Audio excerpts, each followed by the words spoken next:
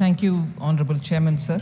Honorable Minister, honorable members, time will not be a constraint. In the Lok Sabha, the debate was fructifying in terms of time as well. I will accommodate as many as speakers who may be keen to contribute. And towards that, we will be increasing the time. I will report that at 2 p.m. today. Thank you. Nirmala Sitharaman. Thank you very much, sir.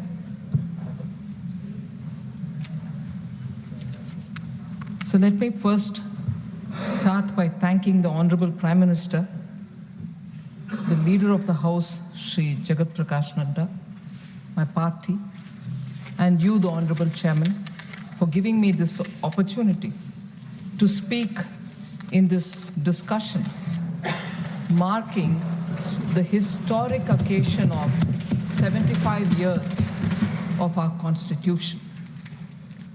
I feel very honored, and equally, I feel humbled that this opportunity has been given to me.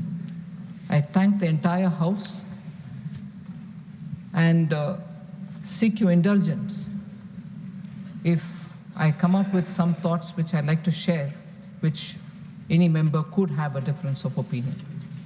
But I start again by paying homage to all the 389 members of the Constituent Assembly, in particular the 15 women who, in less than 3 years together, took up the arduous challenge and prepared in a very challenging environment the Constitution for India, and which has stood the test of time. Until today, we are extremely proud of the way India's democracy is growing. As we mark the 75th year of our Constitution, sir, it is time, I would think, to reaffirm our commitment to build India, that is Bharat, that shall uphold the spirit enshrined in this sacred document. So with those words, I get into telling about the journey that these 75 years have seen of our Indian Constitution, and also to say why India's Constitution and India today stands out in a very separate league of its own. Sir, let me just remind, and I'm sure very many members of this House will know, that post-Second World War, nearly 50 countries, in fact over 50 countries, had become independent, and they had their constitution written, but many have changed their constitutions, not just amended them, but literally changed the entire feature of their constitution. But our constitution has stood the test of time, of course yielded itself to very many amendments, and here therefore I would like to have a few words of what Constitution India expert Dr. Subhash Kashyap had to say. While many constitutions of nations framed after the Second World War have floundered and gone into oblivion, our Constitution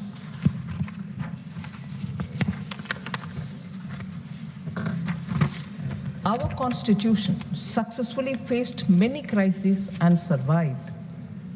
This itself is evidence of its resilience,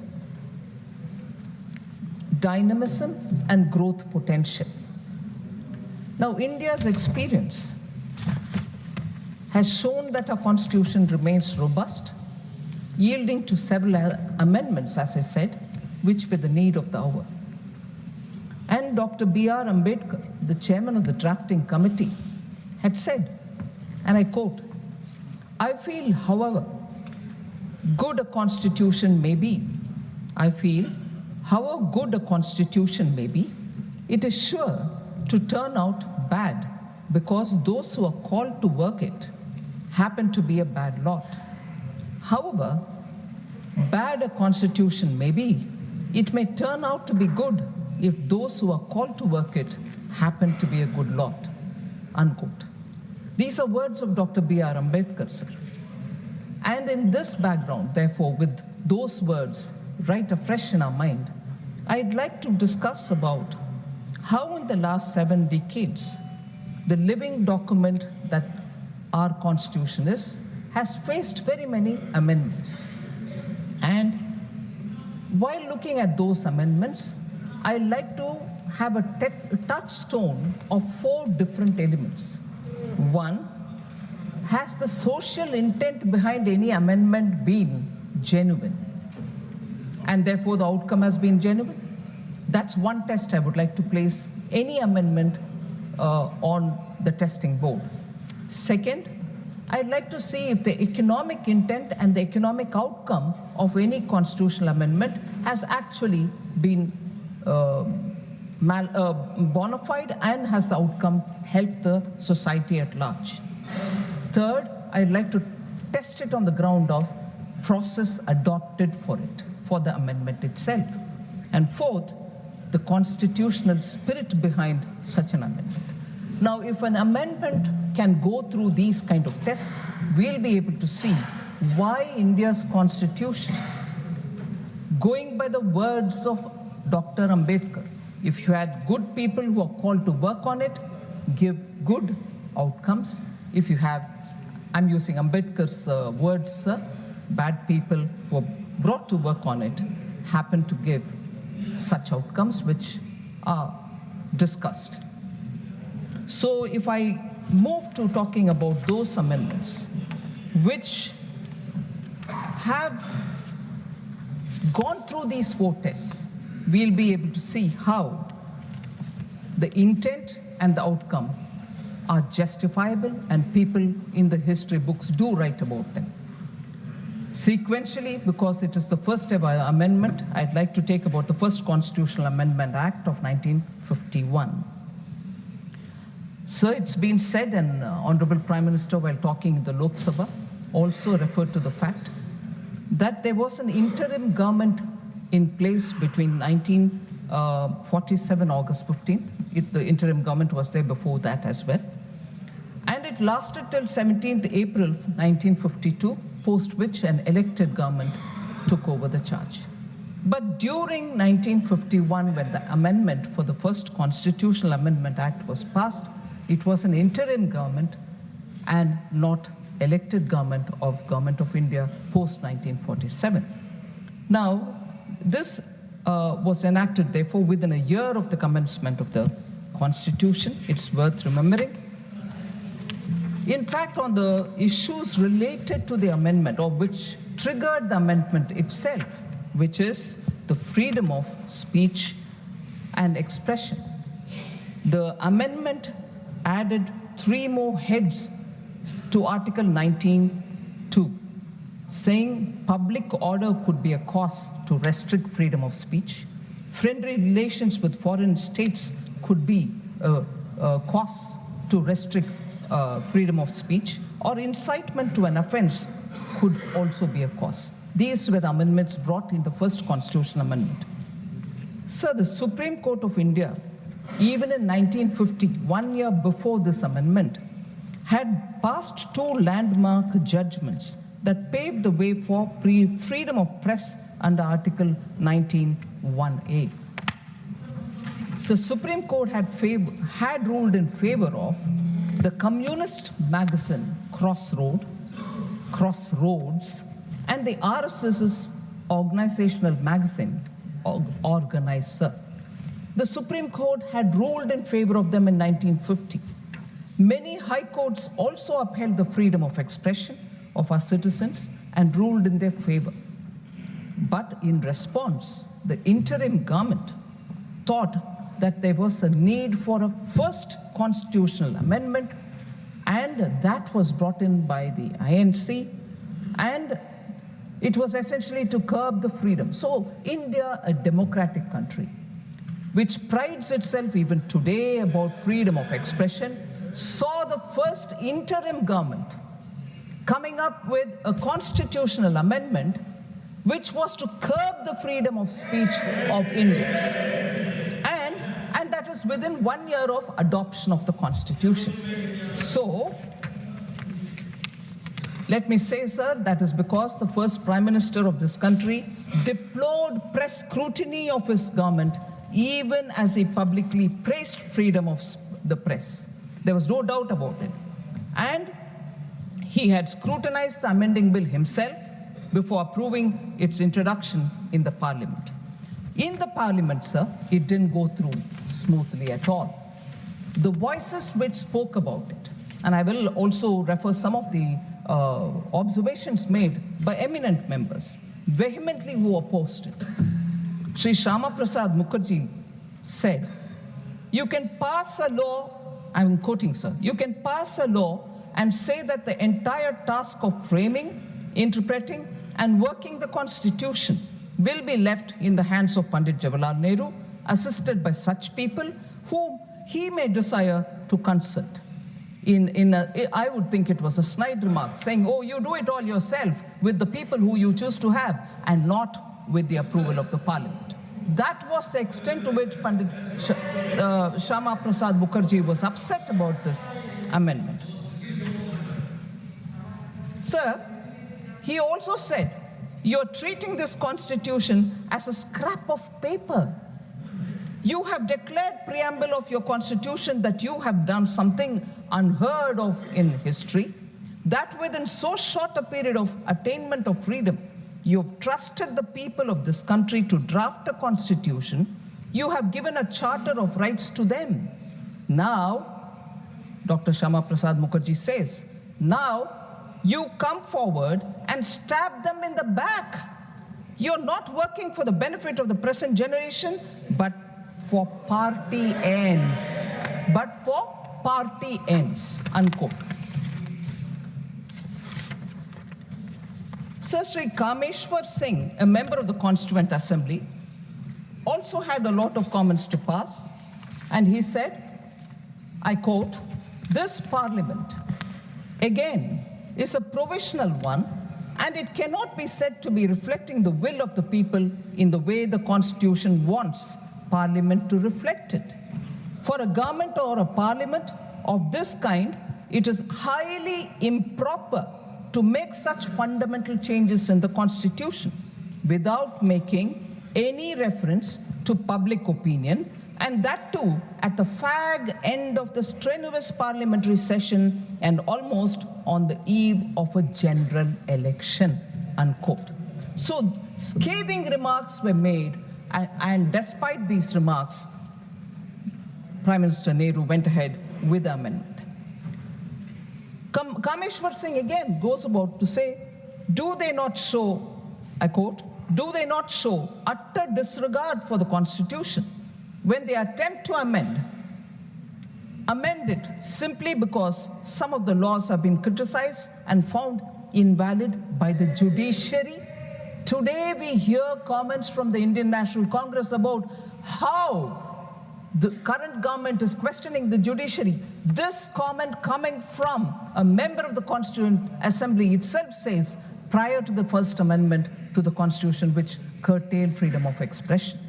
The Prime Minister, he furthers, the Prime Minister, I'm constrained to say, that is Sri Kameshwar Singh, the Prime Minister, I'm constrained to say, is creating a bad precedent by sowing the seed of executive despotism, and playing with the supremacy of the Constitution for party advantages, unquote. So there was no doubt this amendment was more raised for the sake of the party or the Prime Minister and the government's image, rather than assuring what the Constituent Assembly had suggested as the Constitution, which was going to be adopted.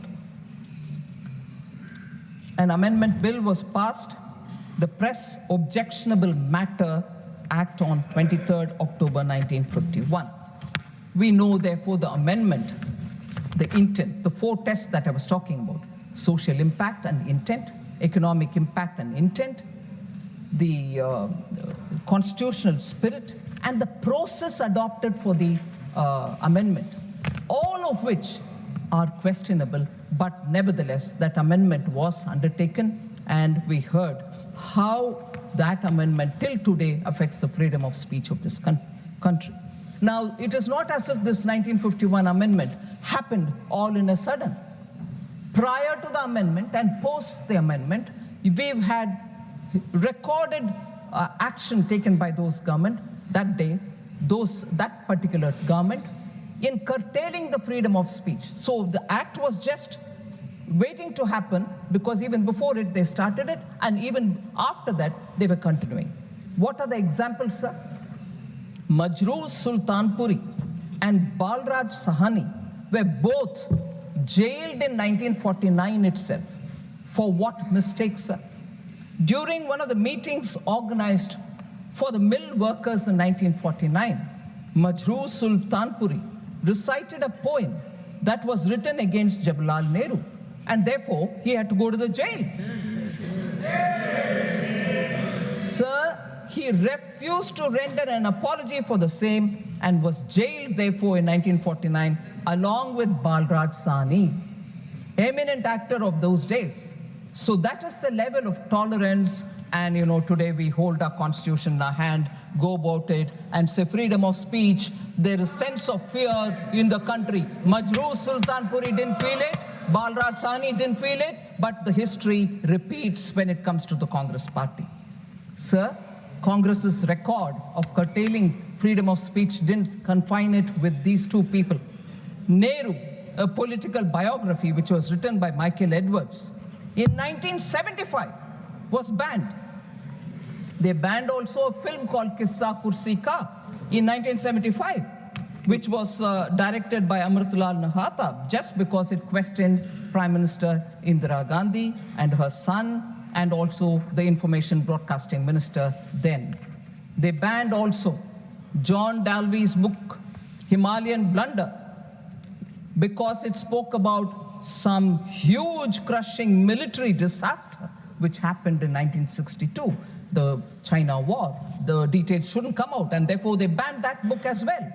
So this, and a bit later, 1988, Salman Rushdie's book, Satanic Verses, was also banned. So the spree of curtailing the freedom of expression, the spree of containing freedom of press has happened before 49, and during 49 and 50, 51, the act comes, and subsequently also it continues. So it's nothing new. So the amendment, again, a second issue that I'd like to draw your attention to. I said I'm putting it through 4 tests. A 9th schedule was brought into through the first Constitutional Amendment Act. The 9th schedule, sir, is an interesting innovation brought for bypassing judicial review. Why was it brought in? I'm questioning the intent, sir, the constitutional spirit which is not being respected, and the process which is adopted are part of the test I want every amendment to be put to, so that you know whether it is done with the national interest, or is it done with some economic public good, or if it is brought in because there is a social large good which is required to be obtained. No, the 9th schedule was brought in only because they wanted to bypass judicial scrutiny. Any act incorporated in the 9th schedule became fully protected against any challenge in any court of law under any fundamental right.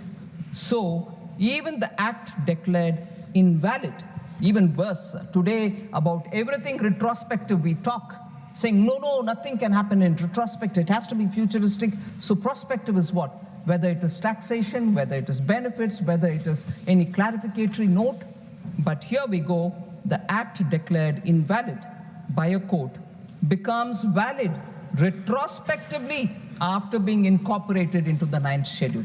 That's the extent to which they went, so that they can bypass judicial scrutiny.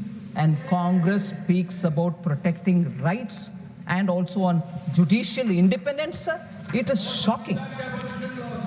Yes, we'll come. I'll come. Please, Sir. Jairamji, take your place. The third point, sir. Please. अच्छी debate चल रही है, सुनिए, आपका जब समय आएगा बोलिएगा, please. SC, ST, OBC, come on. People who sat over Kelkar. Sir, the next instance which I would like to put through is amendment being enacted to, again, the judiciary was held in contempt. They had to be committed judiciary or else they were not respected at all. Another example, sir. Constitutional amendment was brought in to nullify a judgment that arose in the case of Mrs. Indira Gandhi versus Raj Narayan, wherein the order of the Allahabad High Court setting aside the election of Indira Gandhi was challenged. So, during the pendency of this case in the Supreme Court, the Congress party enacted the 39th Constitutional Amendment Act in 1975. Again, earlier there is a Supreme Court and many other high courts have given clearance, but even then we'll curb freedom of speech, 1951, the First Amendment. Here, a case is pending. Mrs. Indira Gandhi's case is being heard in the court, Allahabad High Court. But no, we are in a hurry. What if the court comes against me? So I come up with an amendment, 39th Constitutional Amendment Act, 1975. Again, valid retrospectively, which added Article 392A to the Constitution. What did it say? It said elections to the President, Vice President, Prime Minister, and Lok Sabha Speaker cannot be challenged in any court in the country. And it can be done only before a parliamentary committee. Imagine the extent to which, for a person to save her chair, इसीलिए किस्सा कुर्सी का was banned. कुर्सी बचाने के लिए court का verdict आने से पहले ही हम जाकर के अमेंडमेंट करेंगे पार्लियामेंट में. यही है इनके इतने दूर तक जाने वाले विषय, कानून को दुरुपयोग करना, कॉन्स्टिट्यूशनल अमेंडमेंट करवाना देश के हित में नहीं है, प्रोसेस सही नहीं होता, इससे आर्थिक सुधार कुछ होने वाले नहीं है या सामाजिक सुधार भी कुछ होने वाले नहीं है. व्यक्तिगत और परिवारवाद के लिए ही अमेंडमेंट हुआ है. सर, मैं दूसरी और एक उदाहरण देना चाहती हूं. जिससे सामाजिक सुधार के लिए अगर कोर्ट से एक ऑर्डर आता है, उसको भी क्योंकि हमारे राजनीति के लिए वो उचित नहीं है, इसीलिए सामाजिक न्याय दिलाने वाले कोर्ट के आदेश के खिलाफ आकर के अमेंडमेंट कानून को करते हो हाउस में. इससे बढ़िया उदाहरण नहीं मिलेगा सर शाहबानू बेगम केस में, जहां सुप्रीम कोर्ट ने उस महिला को न्याय दिलाने के लिए, एलिमनी देने के लिए, डाइवर्स के बाद जो पैसा मिलना चाहिए वो दिलाने के लिए कोर्ट से जो आदेश आए, the Congress party passed the Muslim women protection of rights on diverse Act 1986, which denied, it's very important, it denied Muslim women their right to alimony. सामाजिक न्याय, महिला के लिए न्याय मिलना नहीं चाहिए, चाहे वो कोर्ट में से आता है या कुछ और जगह से आता है, हम कानून से उनको नकार देंगे. महिला सम्मान नारी शक्ति वंदन अधिनियम ले आने वाले हमारे पार्टी इधर है. इस सदन में पहला कानून जो पास हुआ वो reservation for women sir, whereas the small benefit a widowed woman would have, a divorced Muslim woman would have got, was also defeated by this act. The constitutional amendment which the Congress party brought in 1986. So my test again, sir, neither samajik nyay, nor arthik nyay, nor the process, nor the constitutional spirit. Nothing of this was respected. And each time the Congress brazenly, only to help the family, the dynasty, kept amending the constitution, and this is how far they went, even if it affects any particular women who desperately needed the benefit. Sir, I'll come again to one more, the emergency, where that one important touchstone, the process, was completely violated. On 18th December 1976, the then president gave his assent to the Constitution 42nd Amendment Act. During the emergency, when the term of the Lok Sabha was extended without proper justification, they invoked the law to say Parliament has to be in session for 5 years, but we needed to have one extra year, so the act was extended. The Lok Sabha term was extended. And in that extended term, when the entire opposition was put to jail, there was nobody there. And entire opposition was in the jail. Then comes constitutional amendment, sir. The process, the touchstone that we need to have, is the process valid? That was a total invalidated process, and therefore I would think this is a blatant abuse which the country majorly agreed on. Sir, only 5 members opposed the bill in the Lok Sabha. There was none in the opposition in the Rajya Sabha to oppose it. Imagine, constitutional amendment being passed, entire opposition in the jail. In the Lok Sabha, only 5 people are there to oppose it, even some coming from their own party. And at the Rajya Sabha, no opposition. But constitutional amendment, changing the preamble itself, happens. The alteration of the preamble to include socialist and secular highlights the disrespect and disregard the Congress has for constitutional processes, principles, and institutions. Sir, the amendments were not about strengthening democracy, sir, but protecting those in power. Again, the process is used for strengthening the family. Sir, Baba Saheb Ambedkar had argued, and I quote, talking about whether the word secularism, talking about whether the word socialism should be included in the Constitution. Baba Saheb Ambedkar argued, I quote, I do not see, therefore, why the Constitution should tie down the people to live in a particular form and not leave it to the people themselves to decide it for themselves, unquote. And therefore, in the original Constitution, the word socialism was not there, as much as the word secularism. So 21 MPs, all opposition, belonging to all opposition parties, were held in jail. Manya Advani ji, Manya Atal ji were all in jail under Preventive Detention Law, Maintenance of Internal Security Act, 1971, the infamous MISA. And I know of political leaders who've chosen to have their children named after MISA to remember those black days. And now they wouldn't even mind having alliance with them. Sir, all these together turned the Constitution into a qualitatively different text from what it was originally as adopted in November 26. So I'd just like to come here for one observation. Opposition member, respected Jairam Rameshji, refers to the work of Granville Austin with a left-handed compliment saying, we read it, but does anyone in the ruling party read it? Sir, and he says, masterly book. Yes, masterly book. He tells the full story of the amendment carried out till 1980. So I'm starting from 51, and I'm also going on that journey, talking about amendments, their purpose, their intent, their process.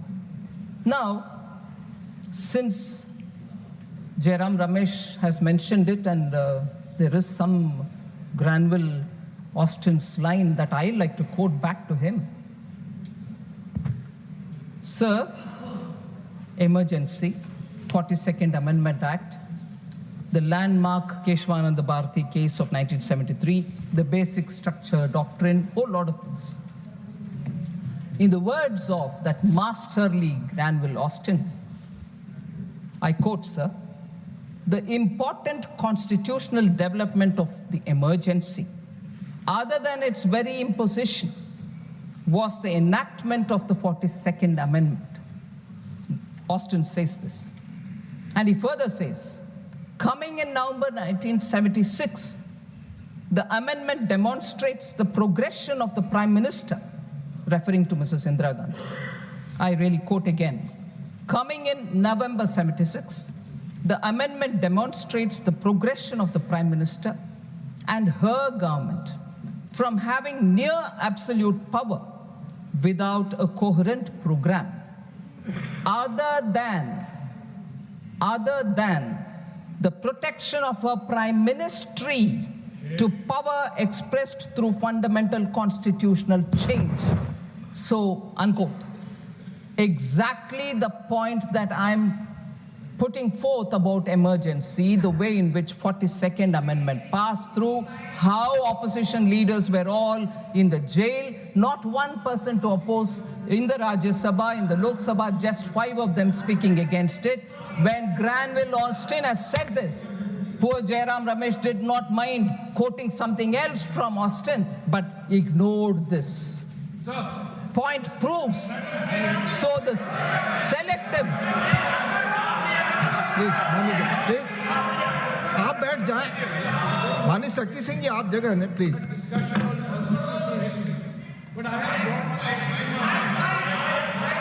माननीय Jairam Ramesh ji. I have Granville Austin in my hands right now, and the same Granville Austin writes that the 44th Amendment was passed by the Lok Sabha and the Rajya Sabha to override the 42nd Amendment, large parts of the 42nd Amendment. And who voted on the 7th of December 1978 to repeal parts of the 42nd Amendment? It was Indira Gandhi herself. So Indira Gandhi in 1978 voted to repeal the parts of the 42nd Amendment which she realized had resulted in her electoral loss. So it's not, don't read selectively. Thank you, Jairam Ramesh. Please. Now, Honorable Minister. Thank you, sir. Please. Thank you, sir. You have responded. You have responded, please. 1978. Please. Honorable Jairam Ramesh, please be brief. Sir, मैं आदरणीय रमेश जी का ज्ञानवर्धन करना चाहता हूं कि 1978 में Morarji Desai was the prime minister. Janata party की सरकार थी और जनता पार्टी की सरकार ने 42nd अमेंडमेंट को 44th अमेंडमेंट से हटाने का प्रयास का काम किया और आपको जनता ने हरा दिया था। Shrimati Indira Gandhi was no more the prime minister, and when she was the prime minister, तब उन्होंने हर तरीके से प्रजातंत्र को रोकने का, गला घोटने का काम श्रीमती गांधी ने किया था। जयराम जी, प्लीज। मुझे सुना नहीं, प्लीज। मुझे ठीक तरीके से उन्होंने सुना नहीं।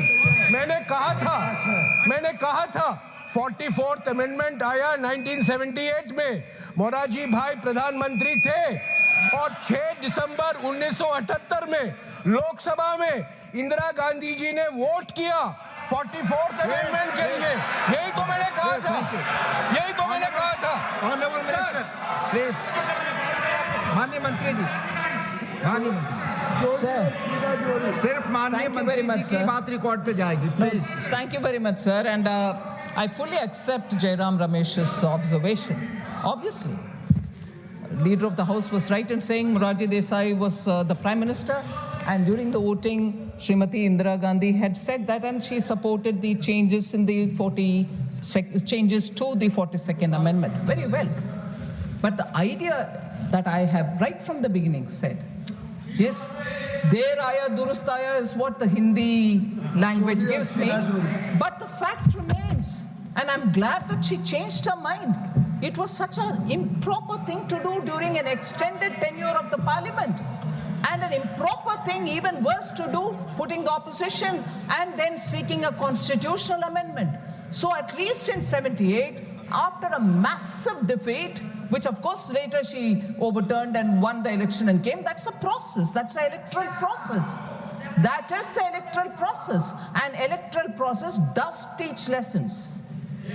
Does teach lessons, and Srimati Indira Gandhi learnt that lesson. I want to say this to the Congress party today. Srimati Indira Gandhi learnt the lesson, and I'm happy Jairam Ramesh says that she stood up to support the amendment Morarji Desai and his government was bringing. But today's Congress, sir, I'll come to that. Sir, today's Congress is the matter that we need to talk about. But before that, sir, the eminent person who became speaker later on, Sri Mavlankarji, also said some things. These are words which we need to have a recall, because it's important for all of us sitting in this august house to know what the opinions were, and then take the next 75, next 200, next 500 years forward of this constitution. Mavlankar says, sir, and I quote, "This particular bill brings an almost qualitative change in our constitution structure.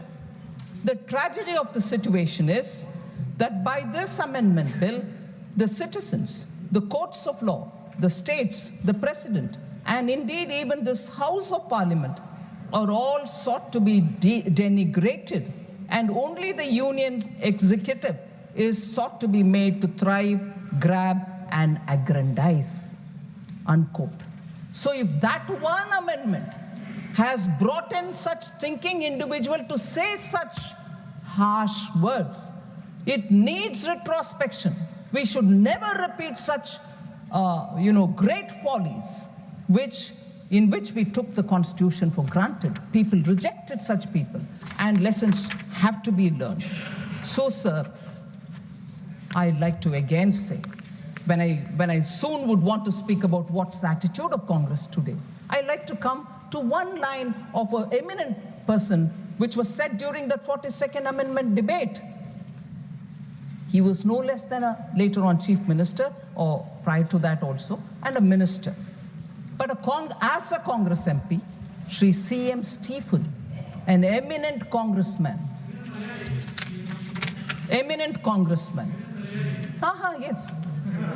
Yes, it might be useful to remember that also. I'll read the quote. It might be useful further. Sir C.M. Stephen, as a Congress MP at that time, says, during the debate of 42nd Amendment, which had so many implications. So it brings me the shivers to read this line, but I'm reading it because we should know how we speak. Quote, sir, I quote, "Now, the power of this parliament, through the 42nd Amendment that is declared to be out of bounds for any court." Shame. He says this. Now, the power of this parliament is declared to be out of bounds for any court. It is left to the courts whether they should defy it. He continues, "I do not know whether they will have the temerity to do that. But if they do, that will be a bad day for the judiciary. The committee of the House is sitting with regard to the inquiry into the conduct of judges. We have got our methods, our machinery." Unquote. Sir, imagine if today one of our MPs would say, anywhere, would say this and say the temerity of the judges, the courts. But no, what we hear from Congress today, oh, you are undermining institutions, you have no respect to the Constitution, you that, you this. Look at this one statement, sir. And during emergency, passing the 42nd Amendment, the attitude of Gamand, the Gamandiya Gadbadhan, even today, but then they spoke that, passing the 42nd Amendment. The people of India didn't forgive this, and that's why they lost miserably. When she conceded to change the amendment, na?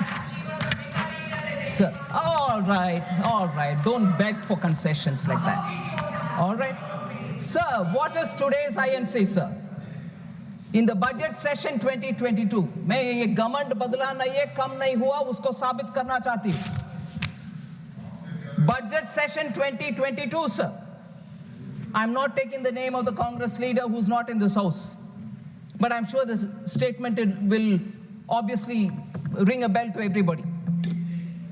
The judiciary, I quote, the judiciary, the election commission, Pegasus, these are all instruments of destroying the voice of the Union of States, unquote. You heard CM Stephen then? And you just see the statements which are coming. Committed judiciary is what they wanted. The contempt for the judiciary and the constitutional bodies is not new now. And that term was used by one eminent congressman. And that eminent congressman, I'll take his name, sir, because I have to quote him, Shri Mohan Kumar Mangla. He had said that the government will appoint chief justices based on the government's assessment of their philosophy and outlook, telling the parliament in 1973, I quote, certainly, we as a government have a duty to take into consideration, I'm putting it in brackets. Certainly, we as a government have a duty to take the philosophy, the outlook of the judge in coming to the conclusion whether he should or should not lead the Supreme Court at this time. I repeat this quote, sir. Certainly, we as a government have a duty to take the philosophy and the outlook of the judge in coming to the conclusion whether he should or should not lead the Supreme Court at this time, unquote.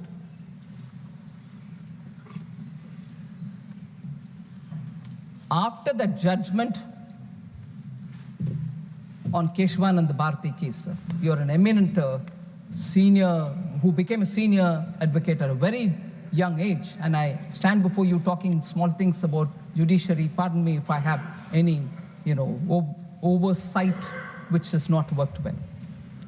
A day after the historic judgment in April 25, 1973, in the Keshwanand Bharati case, in which the majority declared that the parliament cannot alter or abridge the basic structure of the constitution, Srimati Indira Gandhi was furious with the judgment because it constricted the party's plan to bring in major amendments. So the three judges, this is what I want to highlight, committed judiciary. If they are not there, we'll do what we want. So the three judges were accorded swift punishment via suppression on April 26, and Justice A.N. Ray, who did not subscribe to the majority decision, was elevated. After Ray retired in 77, again, Srimati Indira Gandhi government gave superseded the senior most candidate, Justice Hansraj Khanna, to appoint Justice Mirza Hamidullah Beg as the Chief Justice. So it is really sad that the test that I'm putting each one of these amendments, whether they was in line with the constitutional spirit, whether it was the process was followed, whether the large economic good was considered or social good was considered as an objective, none of them meet that. The OBC Commission is something which I want to in contrast mention. How our intent, Prime Minister Modi was clear. The OBC Commission will have to be set up, and constitutional amendments have to empower communities and not put them at a disadvantage. But therefore, the 102nd Constitutional Amendment Act was brought in 2018 and inserted Article 338B. But what's the contrast, sir, with the Congress? In 1950, Kaka Kalekar Commission was formed, but Congress prevented its report from being published. Dr. Ambedkar was of the view that Pandit Nehru was not concerned about the welfare, was not concerned enough about the welfare of the SCs. I quote Baba Saheb Ambedkar, "From the very first election, we have been fighting against the Congress because it is unnecessarily interfering with our rights." Just see the leader of the Congress party, Pandit Nehru. He has delivered 2,000 speeches during the last 20 years, but he has never spoken about the welfare of scheduled castes even once. This is Baba Saheb Ambedkar's words. So from this, he further says, from this you can judge what sympathy the Congress party can have for our people when its leader is so much adamant. Unquote. Sir, this is said several times, but it's worth saying now. Congress did not even allow Baba Saheb's photo to be installed in the central hall of the old Parliament House for decades. He was, of course, denied Bharat Ratna. Similarly, the Hon'ble Commission was created to provide reservation for backward classes. But Mrs. Indira Gandhi or even Sri Rajiv Gandhi opposed it, delaying 27% reservation for the OBCs in central institutions. So we are the ones who brought it in, not the Congress. One more interest.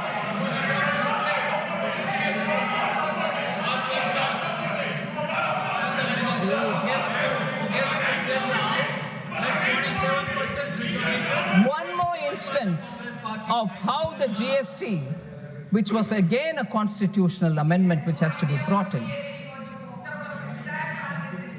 Sir, GST related constitutional provisions has never been encouraged prior to its bringing by Prime Minister Modi in 2017. Sir, this started very quickly to trace the timeline, sir. Sri Atal Bihari Vajpayee was the first to suggest during the NDA rule in 2000 to get going with the GST. However, the sincere efforts that he made could not realize or could not see the light of the day. And the 10 years after his tenure, led by the UPA, did not much do to get it on board. Sir, within 2 years after the introduction in the Parliament of the GST-related 101st Constitutional Amendment Act was passed and ratified by more than 50 states with effect from 8th September 2016. Just the data will tell you, sir, where the Congress party was. Despite being a coalition comprising of 26 parties, the UPA could not manage to get this GST. Even Congress-ruled states were opposed for the GST to be brought in. 2012. I'll say that as well. I'll say that as well. That will also be said. 3 BJP-ruled states. 3 BJP-ruled states also opposed. I don't hide facts. 3 BJP-ruled states also opposed, including Gujarat. I'm saying that. Sir,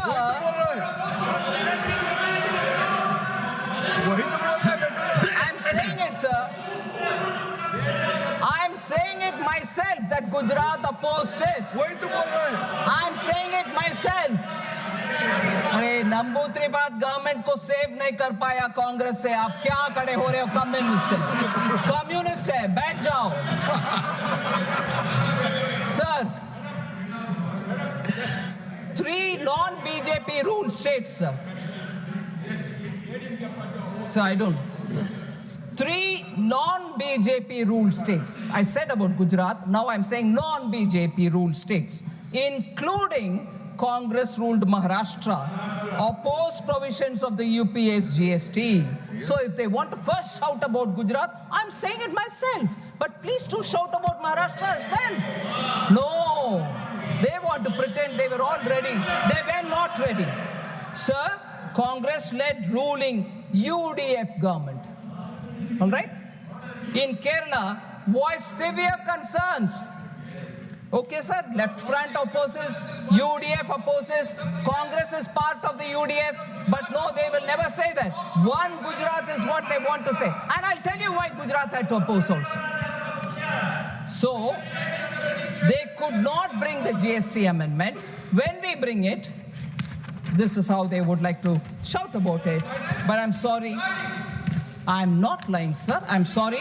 I will have to demand a written apology from Shri Jairam Ramesh for accusing me of lying, which I never do.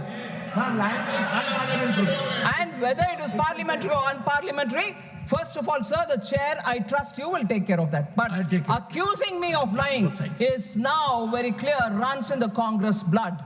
Somebody had to go to the court to say sorry. When I was the defense minister, not only did they call Prime Minister Modi as a chore, but they kept calling me that I'm lying. And who had to go and apologize in the court? And now, I wouldn't mind seeing another member going and apologizing in the court, although the word said in the parliament is never taken to the court. Sir, all MPs in the House, when the GST was brought in, and this is also something which the Congress will have to gulp if they can. All MPs present in the House, including those of the Congress, had voted for the GST constitutional amendment, which was brought in by Prime Minister Modi. In fact, I wouldn't mind if Jairam Ramesh once again calls me that I'm lying, but records of the parliament will say it. Jairam Ramesh wanted to move some amendments, but Dr. Manmohan Singh personally asked him not to do so because of the fine consensus that has been arrived in the GST Council. Yes. Sir, I don't lie, records don't lie. Don't jump in a hurry to accuse me that I'm lying. Sir? I will authenticate it. But you authenticate that I'm lying, please. Honorable Minister. Honorable Minister, it's a fair comment by Jairam Ramesh. You need to authenticate it. Yes, yes. And during the course of the day, when I watched the Lok Sabha debates, I frequently came across, please authenticate. It is started in this house. Honorable Minister. Thank you, sir. I will authenticate. And despite the support given by the Congress in passing the amendment, GST constitutional amendment, you have the Congress leader, again not taking name, goes about calling the GST a Gabbar Singh tax. Sir, and therefore, about amendments, I have said some words. Now I just want to highlight... Minister, but if some Gabbar Singh comes and files a suit then? Sir? If some Gabbar Singh in the country comes forward, oh, yes, sir. That I have been defamed there. That's right, sir. And the problem, sir, when GST matters come, I will sometime again speak as much as I've done it earlier. Congress ministers are sitting and arguing about rates, sir, that they will not know. The GST Council, Congress finance ministers are also sitting and talking about it. So we are marking the Constitution 75th year. I want to just remind again something very, very quickly, sir. When 75 years of Indian independence was marked in 2022, Prime Minister Modi had celebrated it in the name of Azadi Ka Amrit Mahotsav. Throughout the country, every state government participated. Every state government also picked up all the freedom fighters, known, unknown, all of them were celebrated, and there was a lot of discussion all over the country. And recently, sir, Prime Minister also spoke about the 11 oaths that we need to take in the Lok Sabha when he spoke. And in 2022, from the Red Fort, he had announced how Panch Pran, meaning we need to get out of that Gulami Mansikta. We have to get over that and look forward to building this country and taking it forward and so on. But 75 years of Indian independence, Azadi Ka Amrit Mahotsav, 75 years of the Constitution, we are having these wonderful debates in the two houses. Every 25 or 50 years are celebrated, sir. I'd like to remind as to what was the celebration when in 25 years of Indian independence, what did we do? So I'm contrasting this. When the completion of the 25 years happened in 1973, sir, when in 1973, how was it celebrated, sir, 25 years of independence? There was a time capsule. A time capsule was interned, a Karl Patra was interned in the Red Fort. And at that time, the people were told, this time capsule will be seen only after 5,000 years. And in that time capsule, the journey of India, free India, was all being written, and actually, it was kept as a top secret. Nobody knew anything as to what was inside the time capsule. A professor of history was employed to write this India since 1947, marking the 25th anniversary. But it was kept a secret. Sir, questions were asked in the parliament. What exactly is in the time capsule marking 25 years of India's independence? What actually went into that interned? It was a steel and copper made vacuum-filled case into which the document was interned, and then it was put into the Red Fort. That one, sir, was kept a secret. When asked in the parliament, the then education minister apparently said,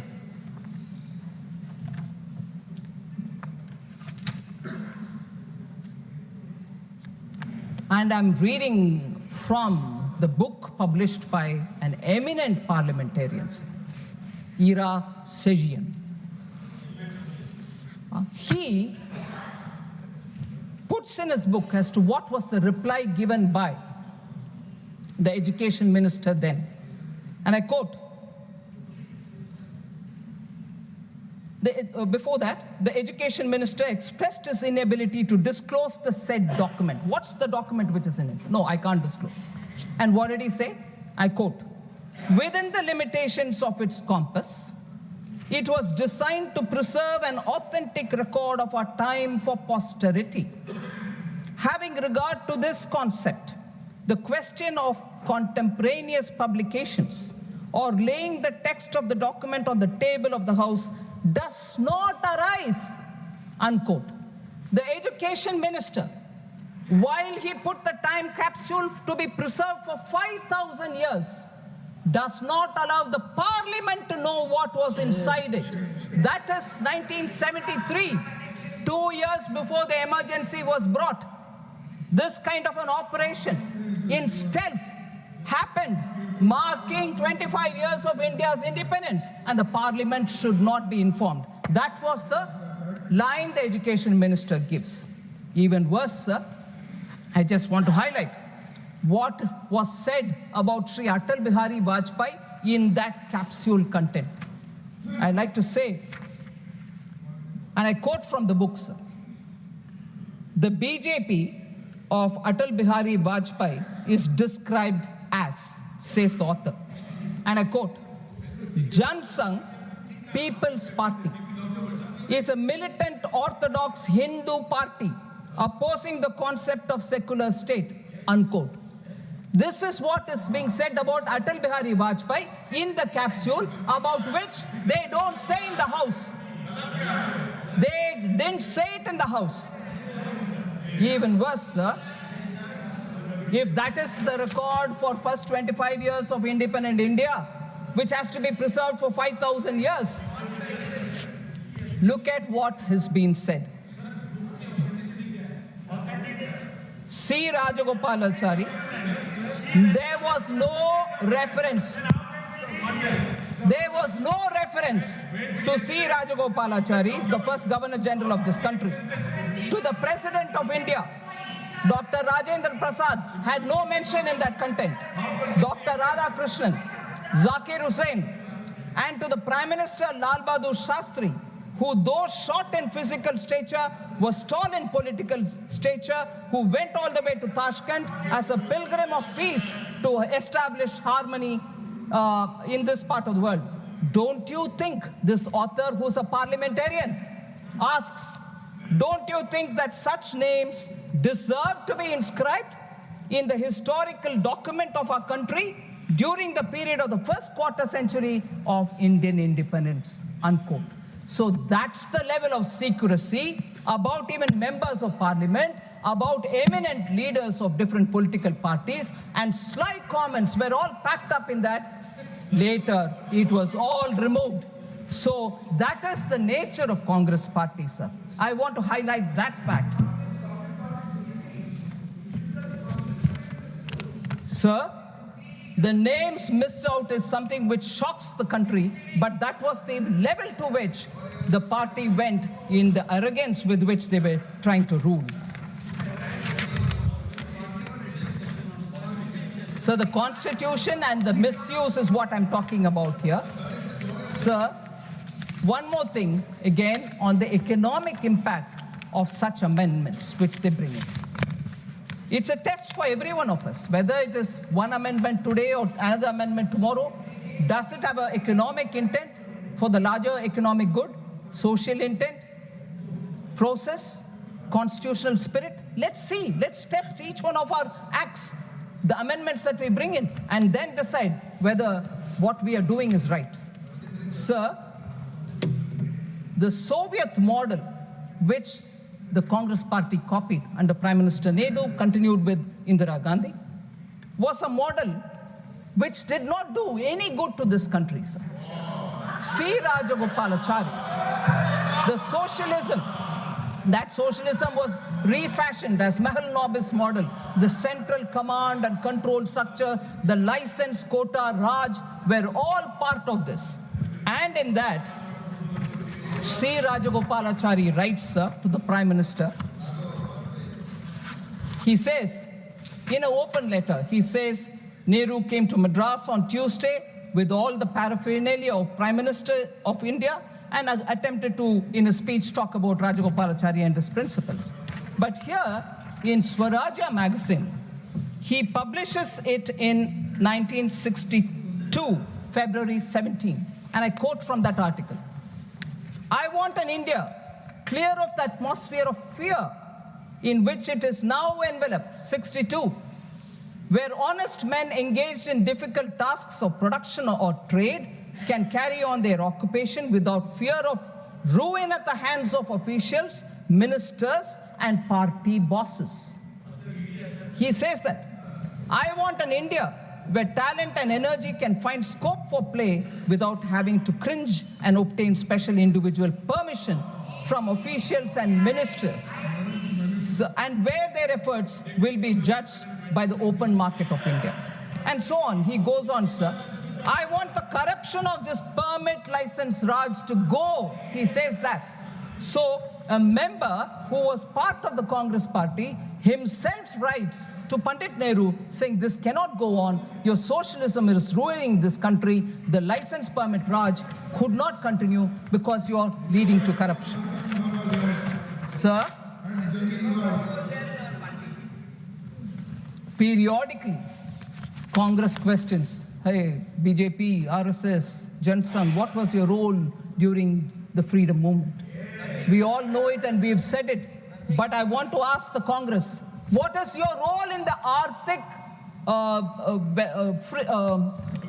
India's economic freedom? What is India's economic growth? What is your effort in building economic strength of India?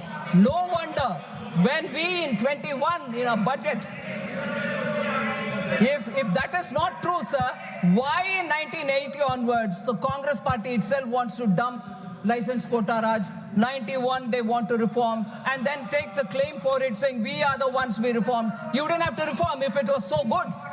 It was damaging the Indian economy, and socialism was therefore brought into the Constitution's preamble through the 42nd Act, Amendment Act, only to prove that they are doing right thing.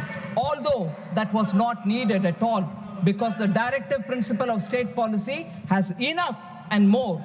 And that is where I want to bring this one particular important observation, sir. The Nehru Development Model, written by Arvind Panagaria. Latest book. This will tell you, sir, from an academic perspective also, how the socialism, the controlled Raj, the licensed quota Raj of the Congress's 50 years of rule ruined our economy. Though the country did come to terms with its mistake and changed course in 1991, by then it had lost 4 precious decades. Moreover, the history built over these decades continued to haunt its development efforts even after the change of course. For one thing, the base income remained low. Given that the opportunity to grow rapidly had been missed in early decades. Therefore, even an acceleration in growth to 7 to 8% range on a sustained basis could not deliver genuine prosperity for another few decades. Moreover, 4 decades of patronage of socialist ideas and policies came to hardwire Indian politicians, bureaucrats, intellectuals, and even business people in ways that made a swift march to a market economy politically challenging. That's the reality of the policy of the Congress party, which they themselves came. We've reformed the country. They baggaged the country in 50 years, and later they wanted to claim that they are reforming and bringing prosperity to this country, which is not true. So therefore, sir, when Prime Minister Modi gives a call that first of all, sir, with all this socialism, 42nd Amendment to changing the preamble, the much promised Garibi Hatao has not delivered by them. If it's not been delivered by them, what did that socialism do to us? So when Prime Minister Modi says, Vikasit Bharat 2047, we all should have to work together to make sure that that is done with all of our responsibilities intact, and such changes to the constitution which they brought, which has only brought in decay for the Indian economy. I will not get into the details. Another paper from 2009, sir. Cato Institute Center for Global Liberty and Prosperity. What are we discussing?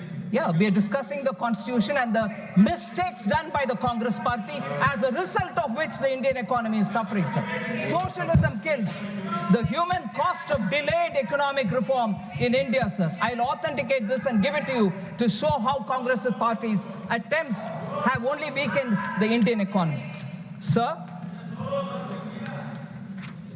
we changed that by clearly saying that the budget will now very clearly focus on the Indian economy, and as a result of which we will see a lot of economic growth. I'm not getting into the detail of the budget speech 2021, sir, paragraph 86. Those interested can see the thing. Sir, I'll come to this point about the Constituent Assembly, financial inclusion, economic justice. That is why I argued first, saying this declaration in the preamble, bringing socialism, was not warranted at all. There's enough and more said in the directive principle of states policy.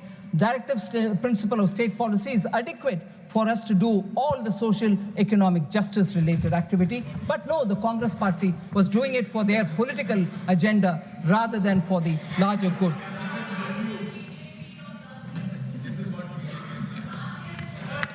Sir, I like to say, sir, Ambedkar, sir, Dr. Ambedkar says on 19th November 1948, our objective in framing the Constitution is really twofold. Ambedkar says, sir, to lay down the form of political democracy, to lay down that our ideal is economic democracy, and also to prescribe that every government, whatever is in power, shall strive to bring about economic democracy. And a very clear, the directive principle, Dr. Ambedkar says this, the directive principles have a great value, for they lay down that our ideal is economic democracy, unquote. And this is exactly what Prime Minister Modi is doing. 54 crore citizens who once had no means are now being given extraordinary connection to banking.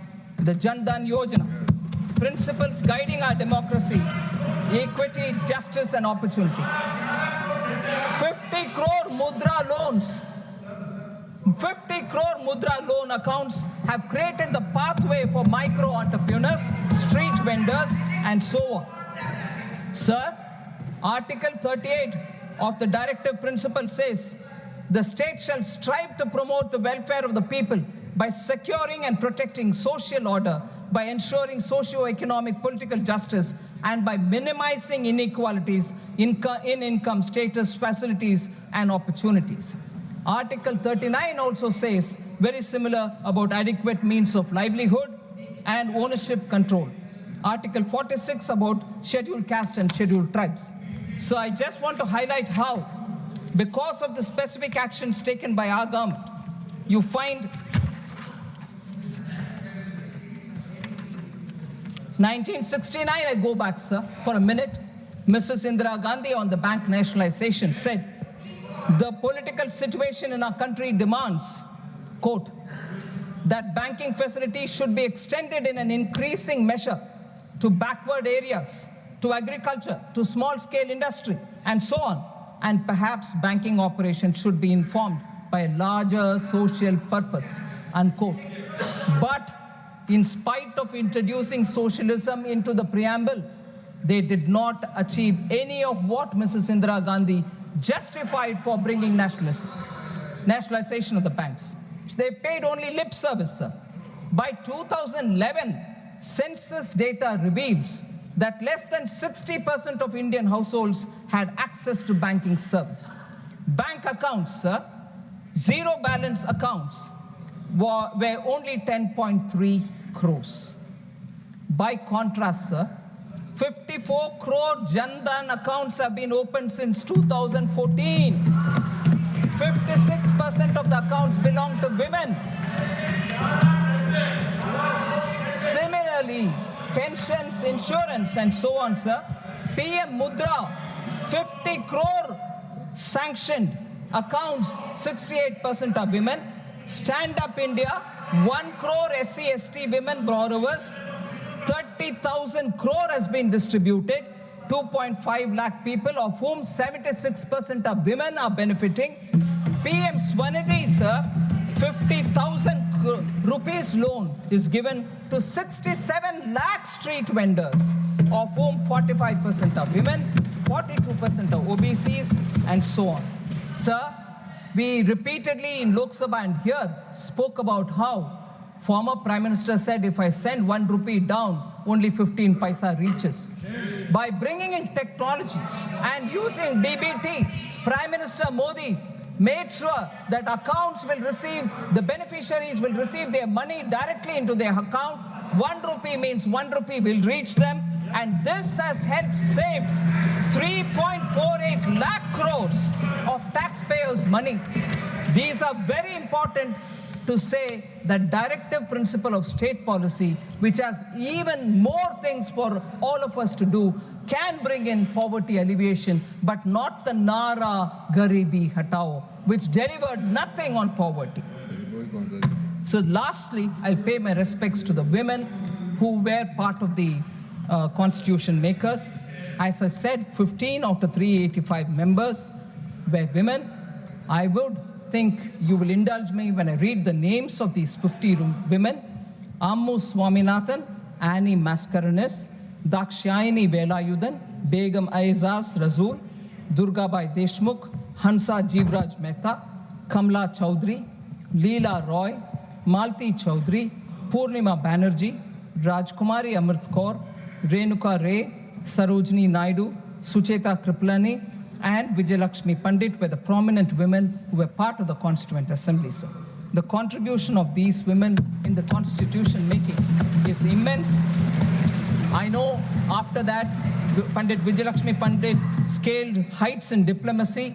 Rajkumari Amit Kaur became the first woman to be a union cabinet minister. Durgabai Deshmukh was the founding member of the Planning Commission. Annie Mascarenhas and Renuka Ray served as ministers in their respective state governments. Sarojini Naidu and Sucheta Kriplani went on to become first female governor and chief minister respectively. So I also appreciate the immense role played by the All India Women's Congress, who have done extremely good work, Women's Conference, All India Women's Conference. And these women were all celebrated during Azadi Ka Amrit Mahotsav, which we celebrated from 2022. The last observation I'd like to make, sir, it is very interesting that in this House, the first act that we passed is the reservation for women, which was the new act passed in the new parliament. I'd like to reiterate that Bharatiya Janata Party, my party, has always been committed for women and women's participation in politics. Even as early as 1994 in Vadodara National Convention, the BJP very clearly passed that seats must be reserved for women in both parliament and state assemblies. In 1994, sir. Then in 1998, BJP reiterated its commitment for women reservation by introducing it in the Lok Sabha. July 2003, BJP in its national executive in Raipur also passed a resolution to give reservation. 2007, BJP national executive approved 33% reservation for women. 2008 again, BJP amended its constitution so that its own office bearers will have 33% reservation for women, and I'm glad to say that I'm one of the beneficiaries of that reservation. And BJP has consistently supported women's reservation. In Rajya Sabha 2010, sir, I remember late Shri Arun Jaitley supported passionately to pass that, and in Rajya Sabha it was passed. But curiously, why that didn't go to the Lok Sabha, no one knows. And in the Lok Sabha, I think it was for reasons better known, but what was said in the public was some of the alliance partners were not favoring, and therefore the Indian National Congress did not have the courage to take it into the Lok Sabha at that time.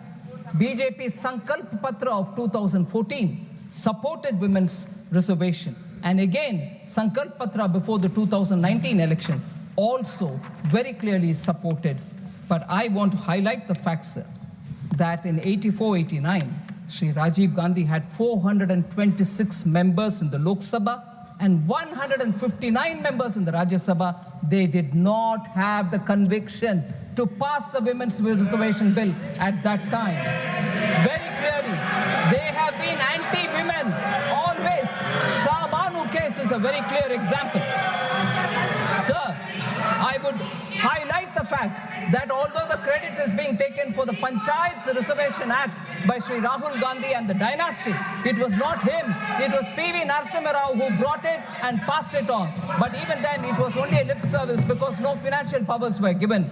Now, Honorable H.D. Deve Gowda ji, who former Prime Minister, is not here, but in 1996, there was during his time, the reservation bill was brought in.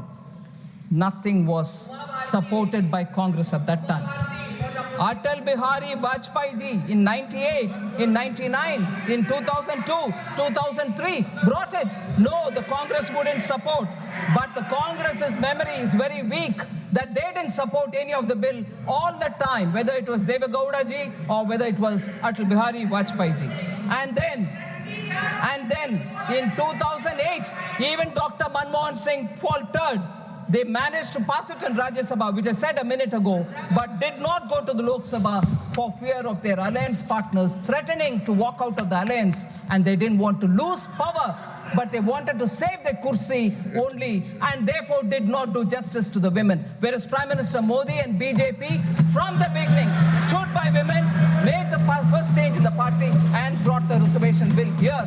And therefore, if anybody is committed to the Constitution, it is BJP, Prime Minister Modi, and this government. And therefore, people who are walking with the book in their hand, Constitution, sometimes not knowing that inside there are Kora Kagas, nothing printed. They're not even opening it to see whether it is there. But they're walking around with this book, should know that they are the ones who repeatedly have failed the cause of the Constitution of India. Thank you very much, sir. Very good.